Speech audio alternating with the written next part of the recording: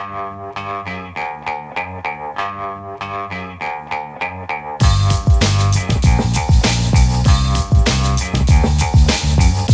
Lehrer on WNYC. You know, President Trump said something yesterday that I wonder if Democrats will use in midterm election campaigns now. Asked if he thinks about Americans' financial situation when negotiating in Iran. In light of the war pushing up prices of gasoline and lots of other things, the president said this. The only thing that matters when I'm talking about Iran, they can't have a nuclear weapon. I don't think about Americans' financial situation. I don't think about anybody. I think about one thing. I don't think about Americans' financial situation, he said. Arguably not a good look, given the inflation that Trump's decision to fight this war is causing. You'll all have to decide for yourselves if the cost to your finances is worth whatever effects the war is having on Iran's nuclear program. And I imagine a lot of Republican candidates in the midterm elections will now be asked if they think about Americans' finances when deciding if this war is in their constituents' interest. With us now, someone whose whole job is to think about Americans' finances. We're delighted that Kai Ryssdal is joining us this morning. As many of you know, Kai hosts the public radio program Marketplace here on WNYC, weeknights at 6:30. We also air the Marketplace Morning Report during Morning Edition. Looking at the Marketplace website this morning, it says right there, you rely on Marketplace to explain how the economy affects everyday life. And Kai, in my opinion, and I never got to say this to him directly until now, does such an amazing job of explaining things like the inflation and other economic numbers that come out and humanizing the macroeconomics in his talks with actual humans. So, Kai, I'm a big listener to you at 6:30, and I know you're in LA, so thanks for getting up early to come on with us. Welcome to WNYC. Absolutely happy to do it, Brian. So glad to be here. Let me just jump right in on a question you've been asking a lot. Inflation from the war has many Americans' finances hurting, but the stock market seems unaffected and keeps hitting record highs. Can you explain at all why that's the case? Yeah, so look, you're a listener, you know this, everybody who's listening to this knows this, the stock market is not the economy, right? There are things happening in the real economy that are not being reflected in the stock market. Prices are going up, consumers are getting skittish. We're still spending, but we're getting skittish, and we're feeling it. And we can talk about PPI and CPI and all that stuff in a minute. But here's what's driving the stock market, two things primarily. Artificial intelligence spending to the tune of hundreds of billions of dollars. And then, as we saw last Friday with the jobs market, 115,000 new jobs, not great, not terrible, but definitely solid. So if you look at those two sort of macro factors, the stock market says, you know what, things are going to be okay. And let's remember what the stock market is, right? It's just a bet on future performance of these companies, specifically now very big companies spending on AI, and then consumer goods companies who are boosted by consumers still spending because we still have a solid labor market. You brought up AI. That leads me to a report that you had last week that really got me thinking, listening to your show. It was on the April productivity numbers. Yeah. And as you said, jobs and inflation numbers make the headlines much more than productivity. People don't even know what that means. But you got me wondering when productivity can be a bad thing. Let's say AI at some company can replace 100 people's jobs, but the company can keep making the same amount of product with fewer workers. That might increase productivity, the cost to the company to make each item. But it seems like a bad thing in human terms, less work for people. So can you explain what we measure when we measure productivity? Yeah, in the most basic sense, worker productivity is widgets produced per hour work, whatever your widgets are, right? Yours and mine are putting a program on the radio with our production staff. Somebody else's is making cars, right? So that's the fundamental definition that we're looking at. The catch with artificial intelligence, as it was with the internet and as it was with the printing press and all other technological innovations, is that we have not yet figured out what and how AI is going to do to the U.S. Labor market productivity. So there are going to be fewer jobs, right? And we are going to have to figure out how to do that. I don't know what the answer is.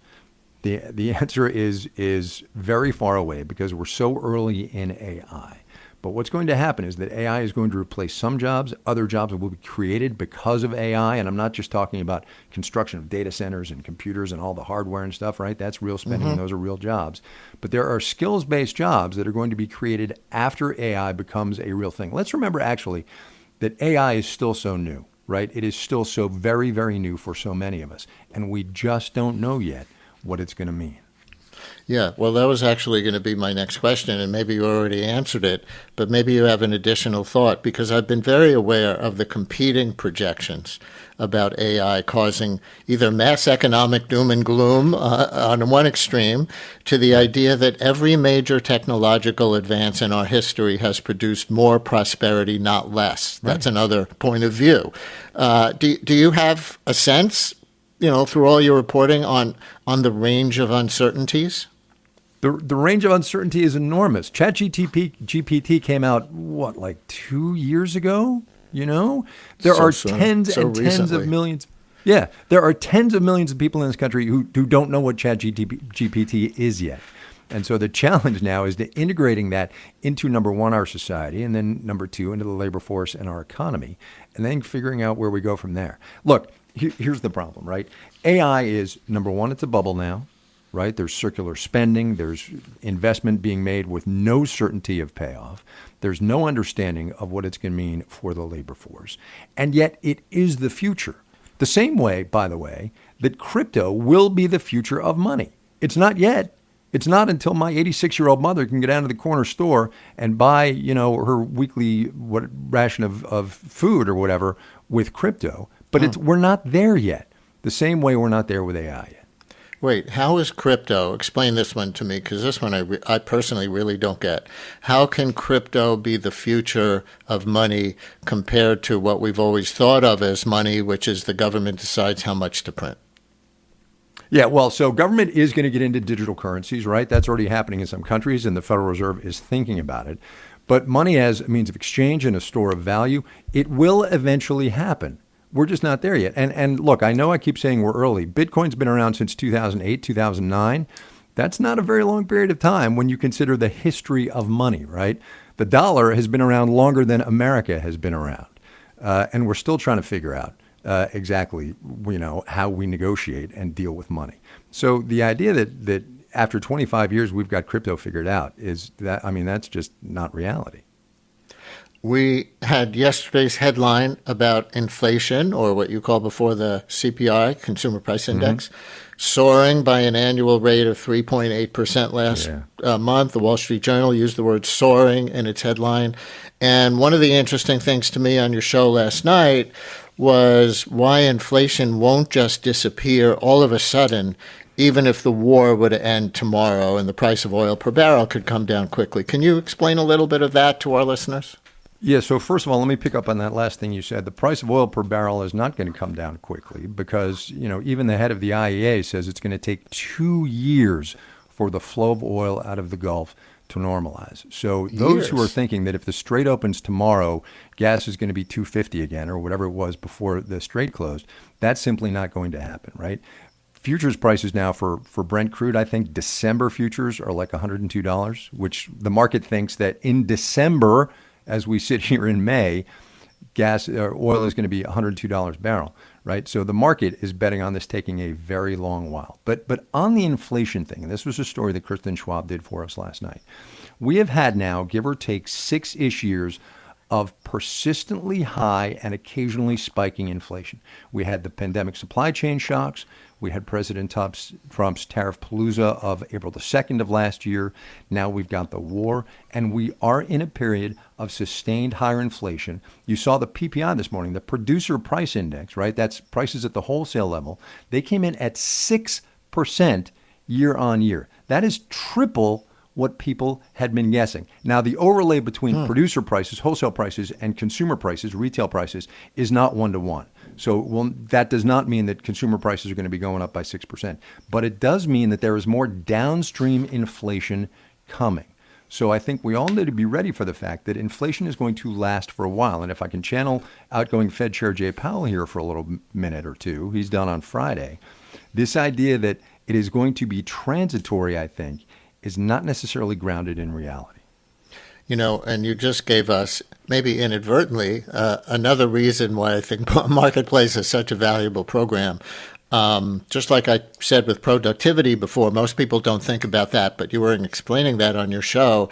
Well, even with the job I do, I was looking for that consumer price index yesterday morning because I know that's the core measure of inflation that people talk about. So when that came out at 8:30, I was on it. I had the channel on that would give me that information right away.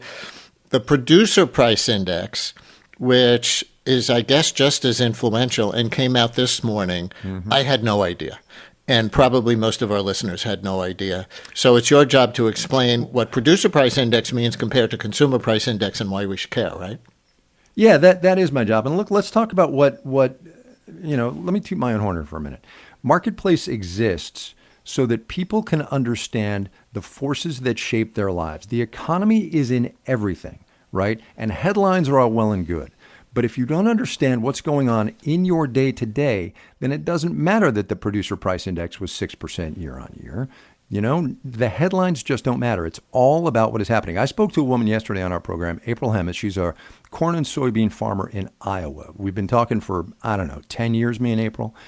And I love that segment, by the way. I thought, for great? people in Brooklyn who've never grown a soybean, you made it really relatable and why it matters to them. But go ahead. So the last part of that interview for me was the most interesting part, right? She had some really interesting things to say about China and trade and what the agricultural community is looking for out of President Trump's trip. But the other part of what's going on out there that honestly isn't getting a lot of coverage on the coast, if I could do that whole flyover country metaphor thing, is the farm economy is in crisis, right? Farm bankruptcies are up 44% over last year. April knows friends who are just like, you know what? I can't do this anymore. It's not, I'm losing money. I'm losing my farm. I have to find another way to do this. So there are slices of this economy that we at Marketplace have the great luxury of taking the time to explain and make people understand the economic forces that shape their lives.